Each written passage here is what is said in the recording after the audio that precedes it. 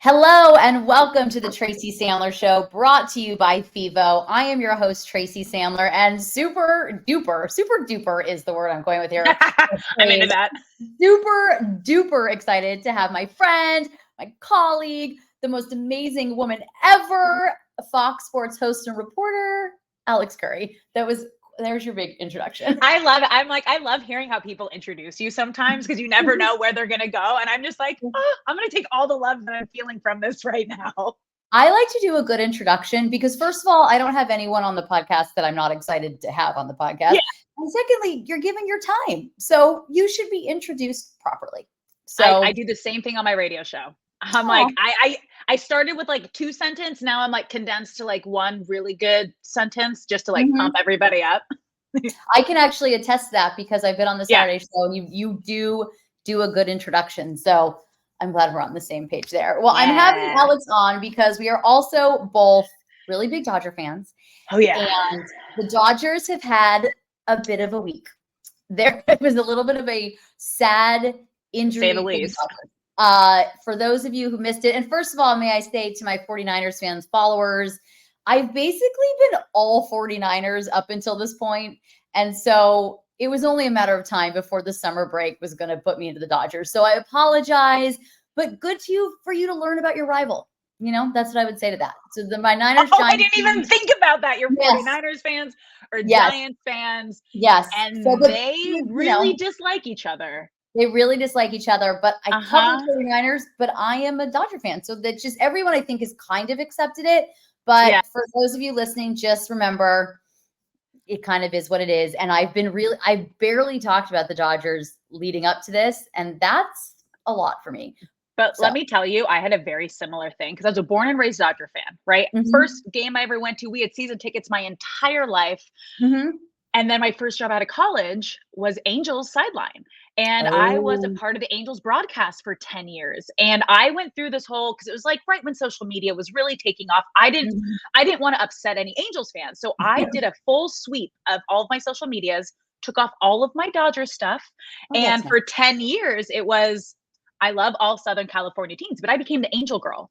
And I was always very attached to the Angels. And I love my Angels family. But since I've kind of moved full time and now do like MLB on Fox, so I'm doing all, like I can now talk about all of the teams. I've been a little more open about my my history with the Dodgers, my Dodgers fandom, my Dodgers love, and it's been like really mixed signals. Angels fans aren't happy about it, and then some understand. It's like, do you think your favorite players were a fan of the team that they're playing for? Not always. You're allowed to have the team that like became your family, and then like your heart team that you grew up with. Yes, I think, you know what? I think that's really true. And you're 100% correct. And I have some people on Twitter will be like, I mute her until August. And I'm like, well, that's up to you. No problem. Yeah, that's fine. All right. We'll see you at training camp. But you bring up the Angels. So before we get to the injuries to the Dodgers, I'm going to start by bringing up my new favorite human baseball player, love, and that is Shohei Ohtani, who I am convinced. Welcome to the club.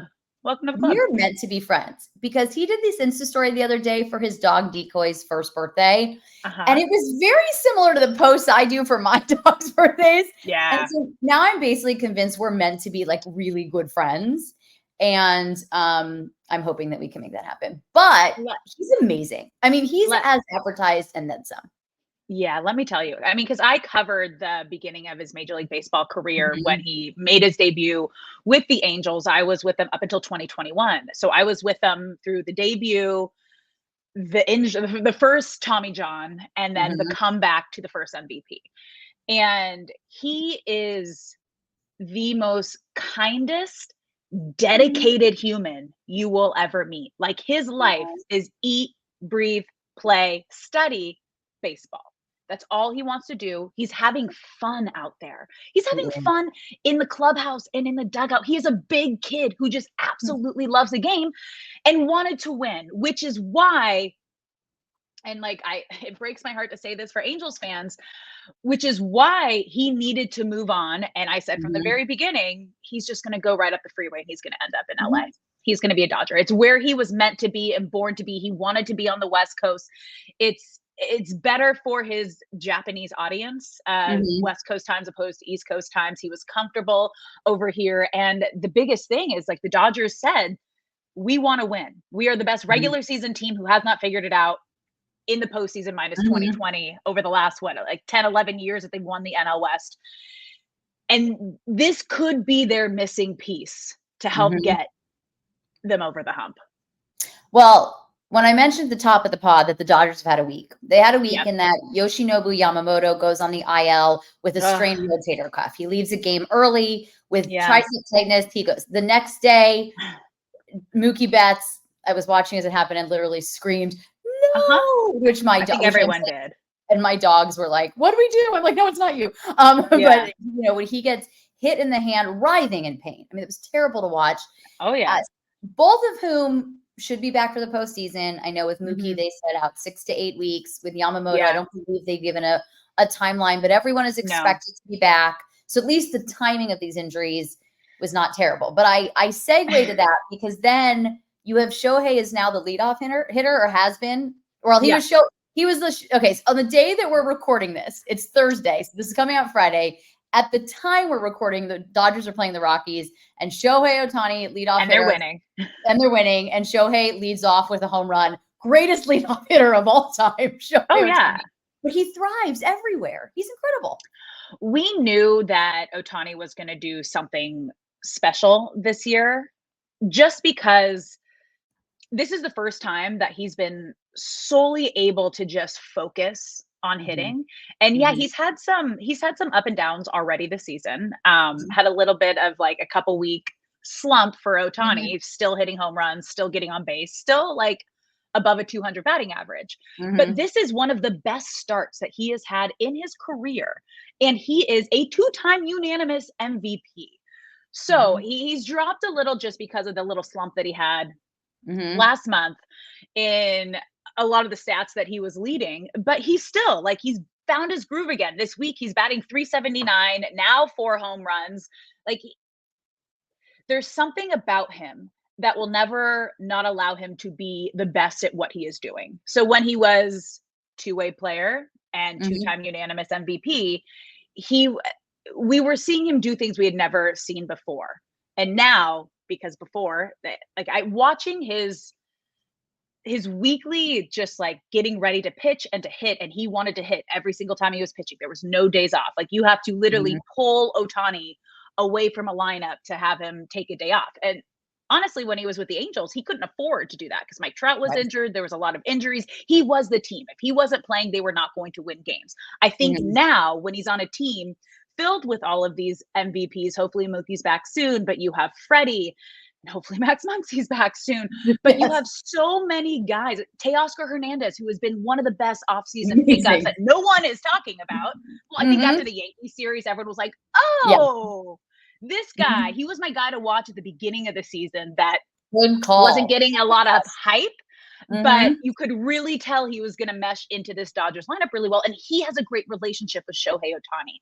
And he really brought Shohei Ohtani out of his shell. And we got to see that on social media in these stories. And he really humanized him to all of us because before we didn't really get to see that side of Shohei Ohtani. And so the biggest shift for him is he doesn't have to be the best player and the guy every single day. He can go through these slumps, which again, like they're not slumps for everybody else, but for Ohtani they are. And his team can still pick him up and they're still going to be okay. I mean, the Dodgers are playing average baseball right now and they're still first in the NL West by, I think it was 9 games. Like they're, I can actually look up the NL West standings as we speak. If you would let me look up. This is the nice thing about having technology right at your fingertips, Alex. Your NL West standing 8.5. They're up 8.5 games. So that's pretty good. And I think for them, it's kind of interesting because I feel like when we talk about how they've been the best regular season team, at this point of the season, they're usually like all cylinders. They look like the greatest baseball team of all time. Everything is going, and it all starts to fall apart like kind of September. They start getting injuries in September and then they get into October. I don't love the bye, but it kind of, whatever is what it is. I don't love that, but but I'm kind of thinking maybe this year is different where they're really struggling now They've struggled in May. They've struggled in June. They're dealing with injuries. And so that maybe they figure that stuff out now, so that when it comes to October, they're then going on all cylinders. That's what I keep telling myself. I just want you to know that. So I'm going to give you my theory as to why we've seen the Dodgers struggle so much when it came to the postseason, because they're having 100 plus win seasons, right? And they are clinching a playoff spot extremely early. So when you do that, that means you are not playing meaningful baseball the last 3-4 weeks of the regular season. And that is a completely different mindset when you are fighting to get a spot into the postseason, opposed to like, okay, we're in, doesn't matter. We're already first. We're going to be fine. We're going to get that bye. You're still playing, but it's a different mindset. And then to have that, then to have a bye, and then to try to ramp it back up at the most important time in the season. I don't care how many sim games you play or how many games you play that don't, quote, matter. You're not going to get that same feeling, that same energy. And that's why we see so many of these wild card teams, or the teams that are getting in at the last minute, make it all the way to the World Series, because they are fighting for their lives and they continue with that energy and that play into the postseason.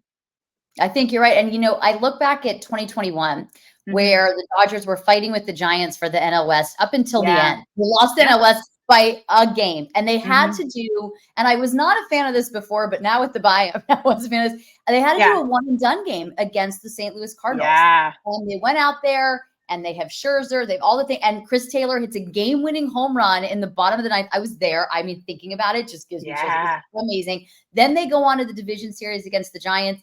They win it in 5. By the time they get to the Atlanta series, they were, I think, exhausted, because it was the fighting for the NL West. They'd had a bunch of injuries. Max Muncy was out then. He'd had that awful, I think it was a wrist or forearm injury. So they get to, and they lose to the Braves in the NLCS, but they do make it to the NLCS. And that's the NLCS where Scherzer was supposed to pitch game 6, and he had like dead arm. And so Walker Buehler comes in and pitches on like 3 days rest. So that they do lose the NLCS, but I do feel like if you get to NLCS, like you are doing something right. You know, then you're getting down to the Final Four, and it's very tough at that point. So it was different. And so I totally agree with you. So what I wonder is, they're still going to win the NL West.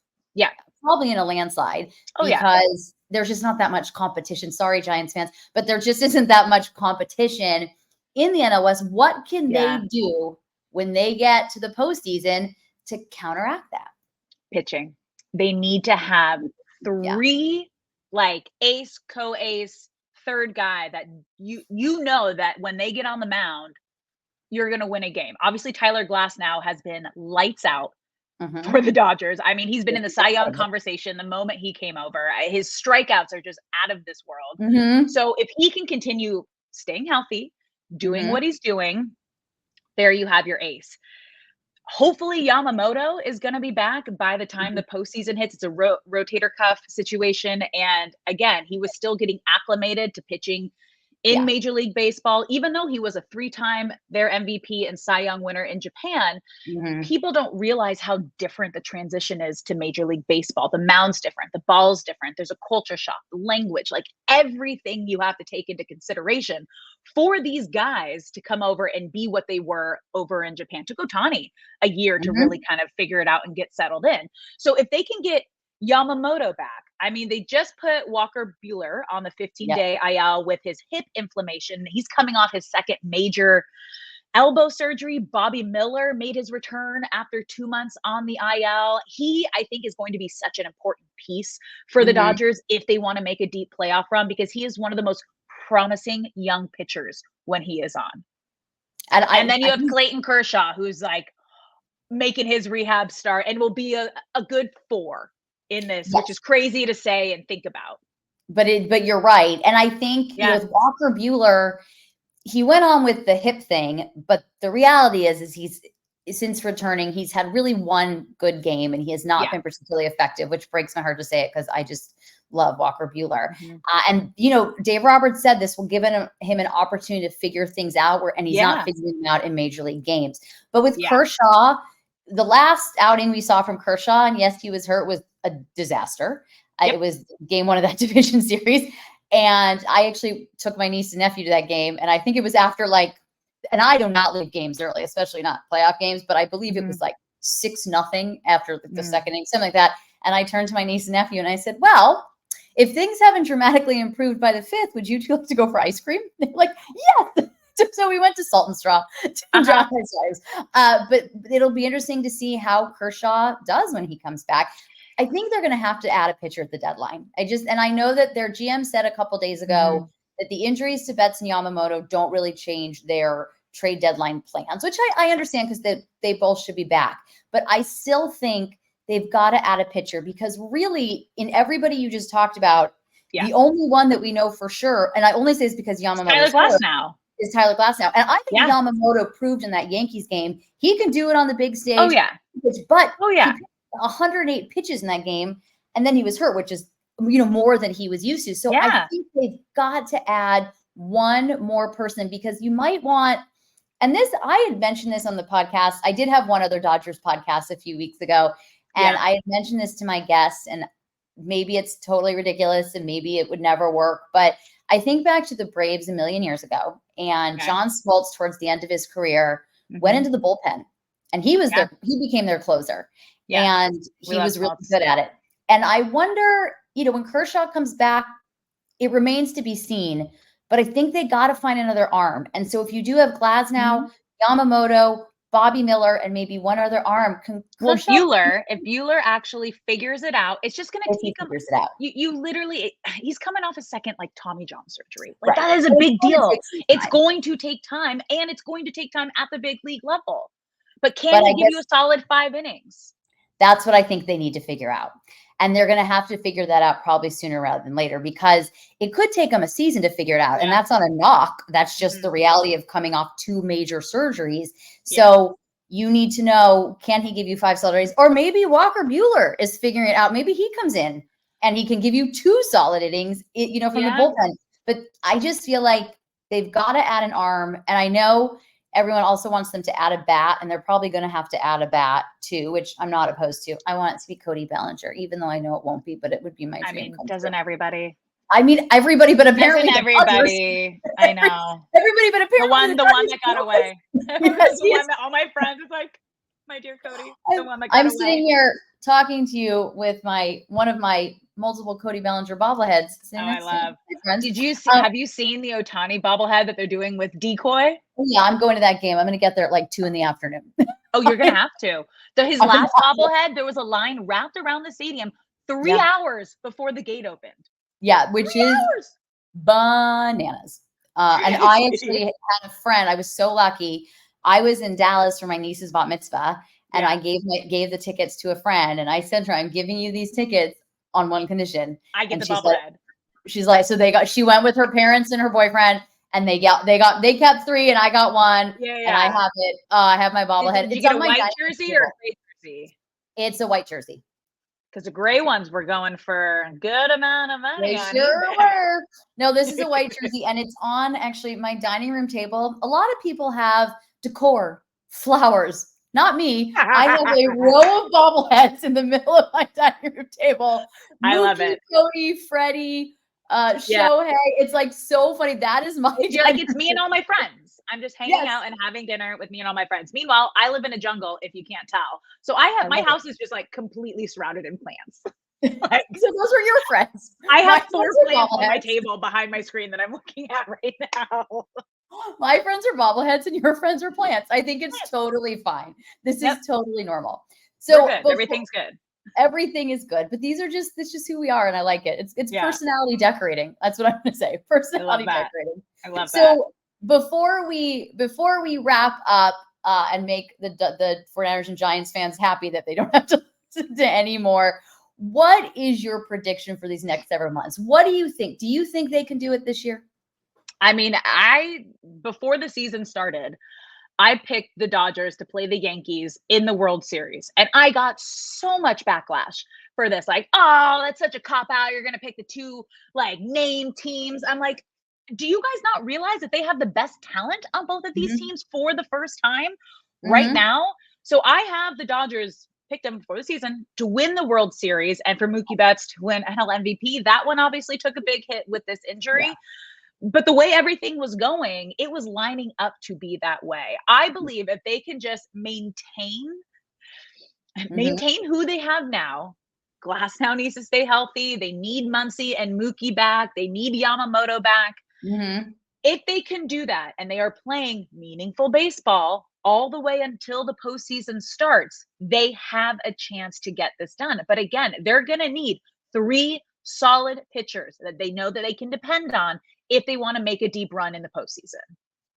I agree with all of that. And I also think it's going to be a Dodgers-Yankees World Series, which would be also iconic. I mean, that would be like incredible. Dude, so good for Fox Sports. Like, I mean, exactly. You should be like ideal. This is a dream for Fox. They're like, please let it be Yankees.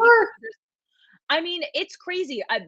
Dodgers right now are the most popular team in baseball. They lead all Major League Baseball in road attendance, which has been crazy. Obviously, I think Ohtani and Yamamoto is a big reason for that, because you just got an entire country of fans on your side.